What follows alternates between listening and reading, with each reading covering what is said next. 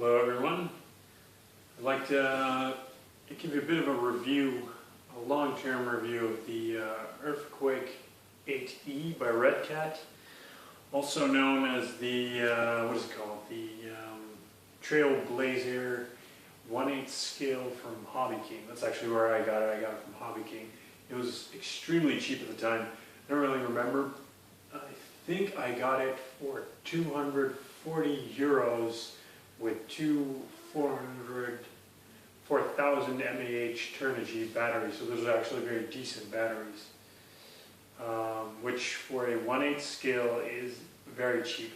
It's not really a 1/8 scale though. If I compare it to my other trucks, I'd say it's more of a 1/9 scale. It's definitely my smallest 1/8 scale by far. Actually, speaking of which, I'll do a real brief size comparison. Here, this is the Losi 8E. As you can see, the wheelbase is a lot longer. It's a little bit wider, not a lot. I'll get to why it's not that much wider later. As you can see, it's definitely smaller.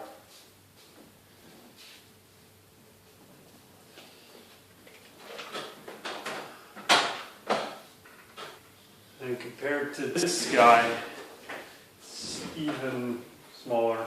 This is, of course, the EMTA. See, it's definitely shorter, not as high, and not as wide. Of course, not counting the tires. Although you're never going to be able to mount this size of tire on this truck. I'll tell you why also in a minute.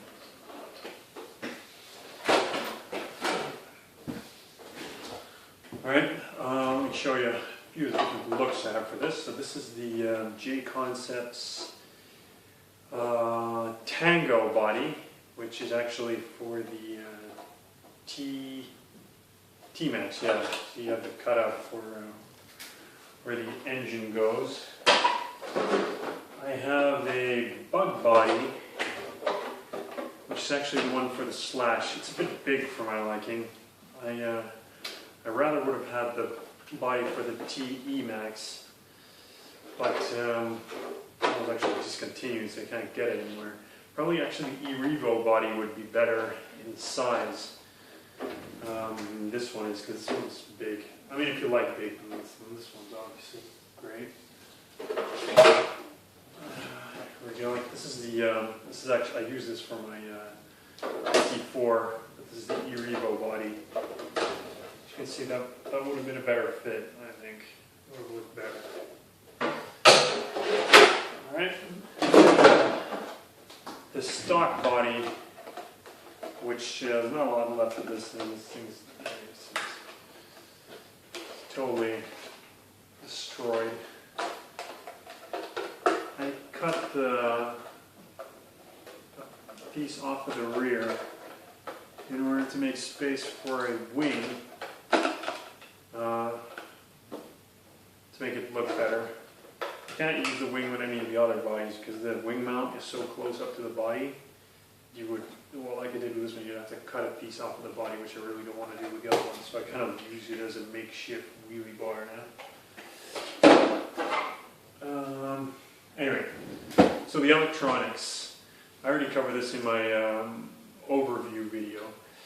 It comes with an 80 amp Hobbywing ESC, which I have in other vehicles. It performs great. It's very reliable. My only annoyance with this thing is that it kind of has a delay in giving you all of your power. So if you just punch it, there's like a half-second delay, and then there comes your wheelie or whatever you're trying to do. So that's one thing I don't like about these, and I've noticed it. I have two. I've noticed it with the other one as well. You can't kind of configure it with the programming card. If you adjust your punch, it won't adjust the delay. It comes with a pretty decent Metal Gear 9 kilogram servo. It's very slow though. I have a $19, €15 Hobbywing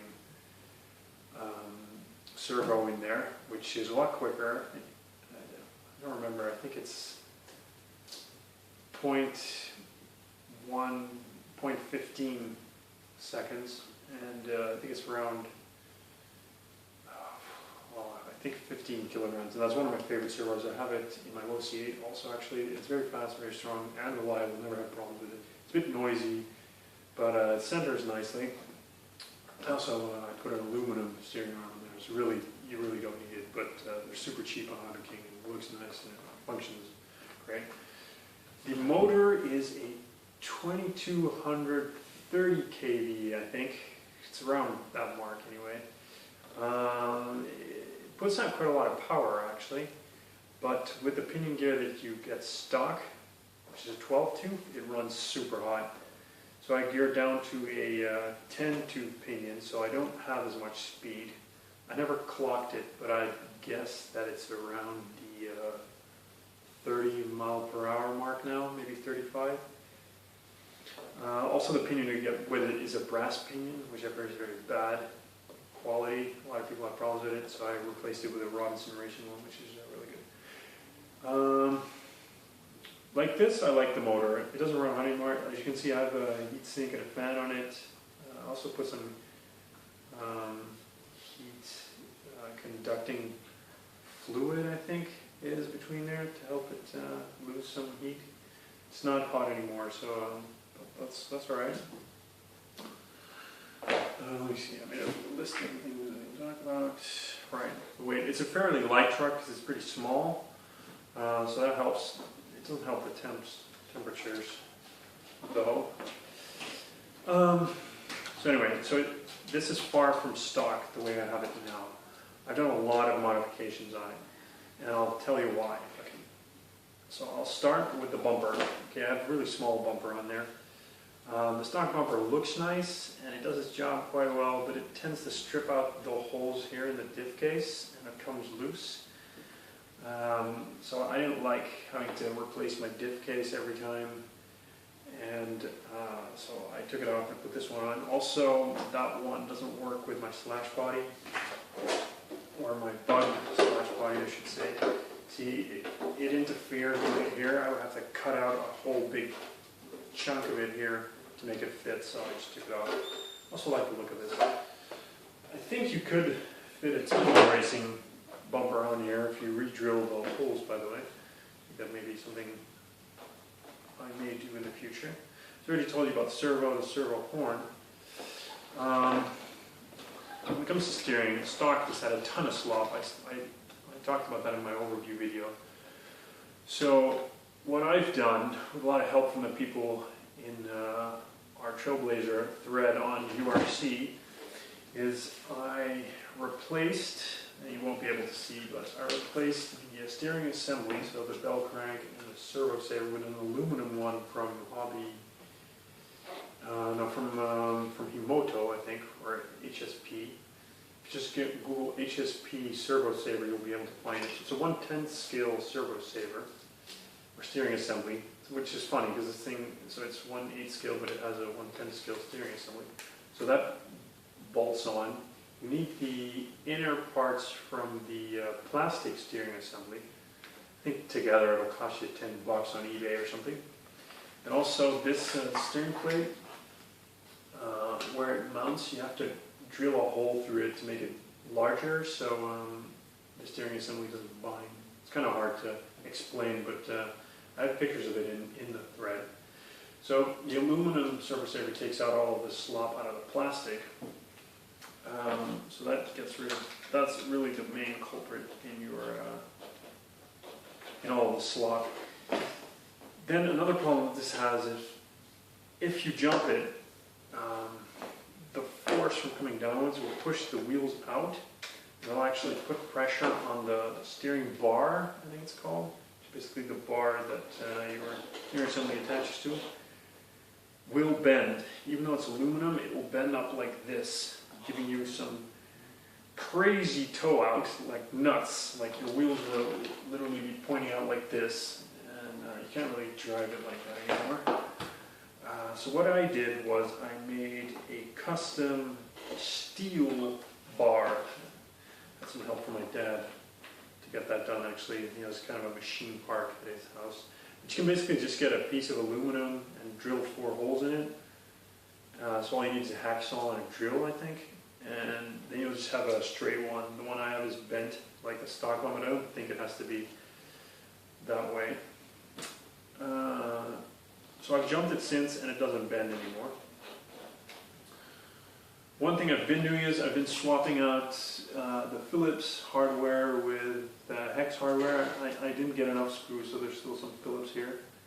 These are actually stainless steel, which I don't recommend because it's so soft, it's very easy to strip unless you have some really good Hex drivers. Okay, so that's some upgrades. Oh, and then, but actually the main upgrade that I did is something we call the wide mod. So what you do is you take parts from the 1/5 scale Redcat shredder or Trailblazer XB or ST, that's the Hobbyking one. And you take all of the sort of suspension parts and you put them on here. They bolt on because basically what the shredder and the Trailblazer XB is a lengthened 8th scale Redcat. So all the diff housing and everything is the same. So what you need to get is the shocks. You can get different shocks if you want, but these are actually pretty good. The only thing is that the springs are way too stiff, so you have no preload. And you see how high up it is mounted. It kind of works this way, I think, but if you go over some of the rougher material, it probably will be a bit bouncy, so I'm probably going to get some softer springs. I have heard that the old HPI Lightning springs are a bolt-on. Okay, so then what you need to get is the A-arms also, the upper arms, the drive shafts, and the turnbuckles, and of course the same for the rear.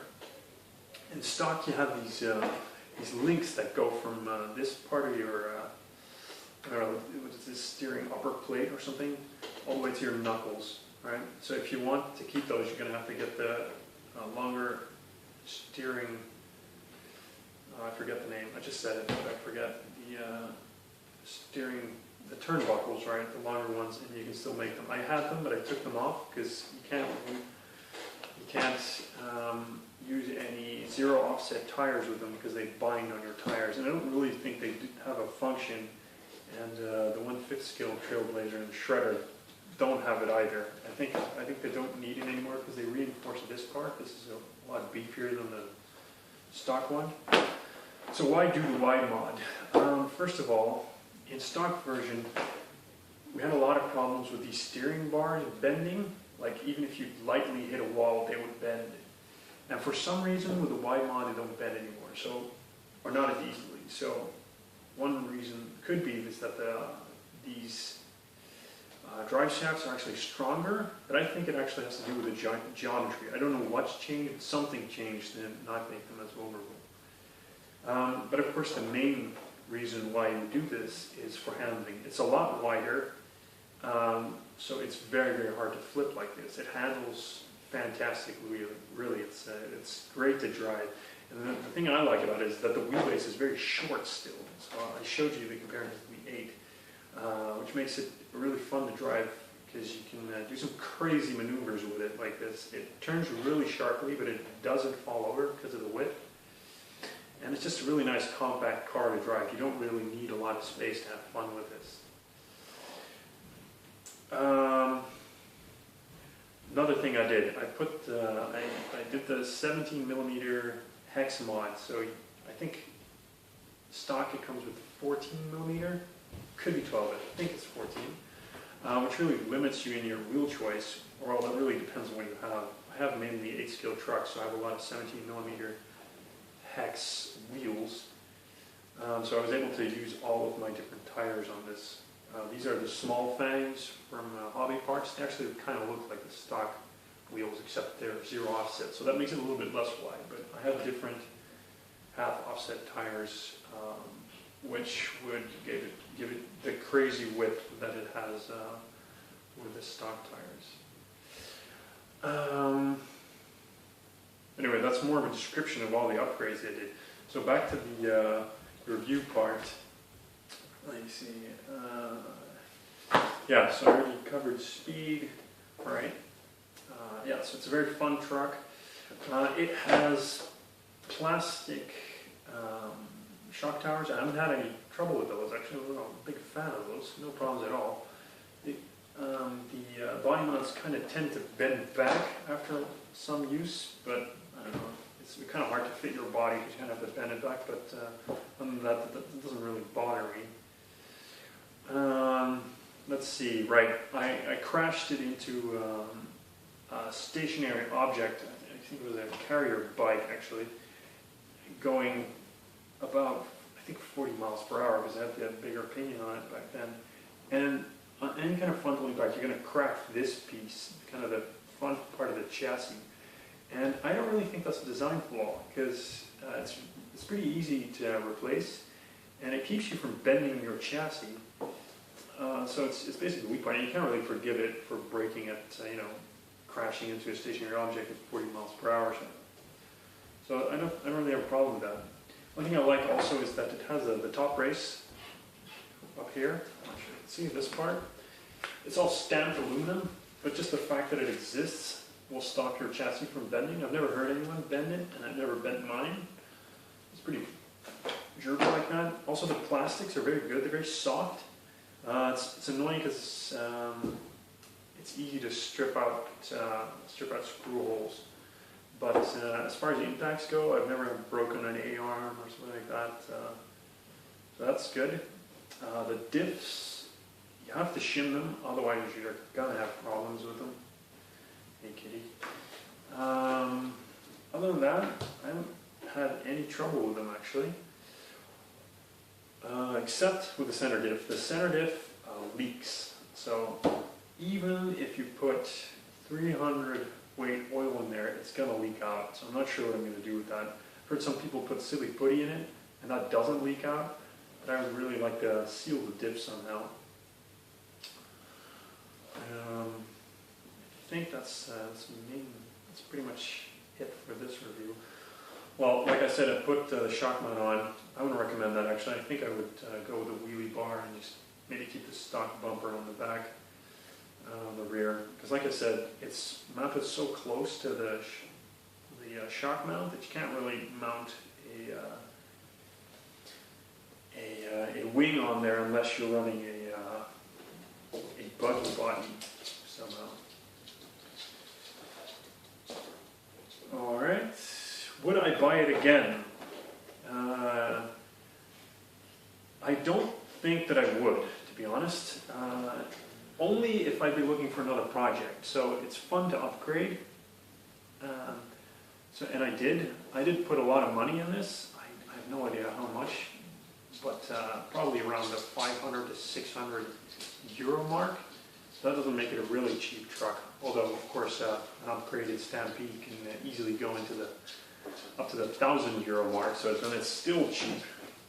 But if I wanted a nice handling 1/8 scale, I'd probably get something, a cheap one. I'd get something like something from OFNA, like an LX2E, I think it is, or the Buggy 8, or something like that. And I'd just get some wheel hub extenders and put some big wheels on there. Or save up, get something better. Get any of the other trucks they have, like an ST4 or an NT4, or even if you can get a low-C truggy or something like that, I probably would go with that. I don't think it's a good first RC also because of all of the upgrades needed. You need to thread lock all of the screws also, I didn't mention that yet. So only if you're looking for something fun to upgrade, then that's what I'd go for. Okay, I hope this was helpful for you guys. A bit long, sorry about that. And talk to you guys next time.